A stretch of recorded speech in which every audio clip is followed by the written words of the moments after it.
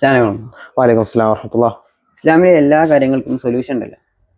ഇതുപോലെ തന്നെയാണ് ഒരു തെറ്റ് ചെയ്ത ആളെ സംബന്ധിച്ചിടത്തോളം അവനക്കുള്ള സൊല്യൂഷൻ എന്ന് പറഞ്ഞാൽ തൗബ ചെയ്യാം. തൗബ ചെയ്ത് കണ്ട് അള്ളാഹുവിലേക്ക് മടങ്ങുക എന്നുള്ളതാണ്. ശരിയാണ്. നമുക്ക് എല്ലാവർക്കും അറിയാം, കുല്ലു ബനി ആദമ ഖത്താഉൻ, ആദമിന്റെ എല്ലാ മക്കളും തെറ്റുകാരാണ്. അതുപോലെ തന്നെ വഖൈറുൽ ഖത്താഇന അത്തവാബുൻ, അതിൽ പറയുന്നത് അതിലേറ്റവും ഉത്തമർ, അതായത് തെറ്റുകാരിൽ ഏറ്റവും ഉത്തമർ എന്ന് പറയുന്നത് തൗബ ചെയ്ത് അള്ളാഹുവിലേക്ക് മടങ്ങുക എന്നുള്ളവരാണ്.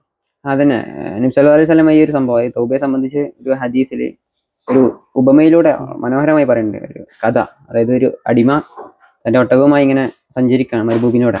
അദ്ദേഹത്തിന്റെ ഒട്ടകത്തിന്റെ മുകളിലാണ് ഇദ്ദേഹത്തിന് കുടിക്കാനുള്ളതും സംഭവങ്ങളും ഭക്ഷണങ്ങളെല്ലാം ആ ഒരു ഒട്ടകത്തിന് പുറത്താണ്. അങ്ങനെ അദ്ദേഹം ഒരു വിശ്രമിക്കാൻ വേണ്ടി ഒരു സ്ഥലത്ത് ഇരിക്കുകയും അങ്ങനെ അദ്ദേഹം അവിടെ ഉറങ്ങിപ്പോവുകയും ചെയ്തു. കുറച്ച് അദ്ദേഹം നീച്ചു നോക്കുമ്പോൾ അദ്ദേഹത്തിന്റെ ഒട്ടകത്തെ എന്ത് ചെയ്യുക അവിടെ കാണാനില്ല. അദ്ദേഹം ആകെ പരിഭ്രാന്തനായി. കാരണം അദ്ദേഹത്തിന്റെ എല്ലാ ഭക്ഷണങ്ങളെല്ലാം അതിന്റെ മുകളിലാണ്. അങ്ങനെ അദ്ദേഹം ആ ഒരു ക്ഷീണത്തിൽ അദ്ദേഹം ഒന്നുകൂടെ മയങ്ങിപ്പോയി. നീച്ചു നോക്കിയപ്പോൾ ആ ഒരു ഒട്ടകത്തെ എന്ത് ചെയ്യുക, ആ ഒട്ടകം നിൽക്കുന്നത് എന്ത് ചെയ്യുക അദ്ദേഹം കാണാനിടയായി. അപ്പൊ അദ്ദേഹം പറഞ്ഞ് അല്ലാഹു അൻത അബ്ദി വഅന റബ്ബുക. യഥാർത്ഥത്തിൽ അവിടെ പറയേണ്ടത് അല്ലാഹുമ്മ അൻത റബ്ബി വഅന അബ്ദുക എന്നുള്ളതാണ്.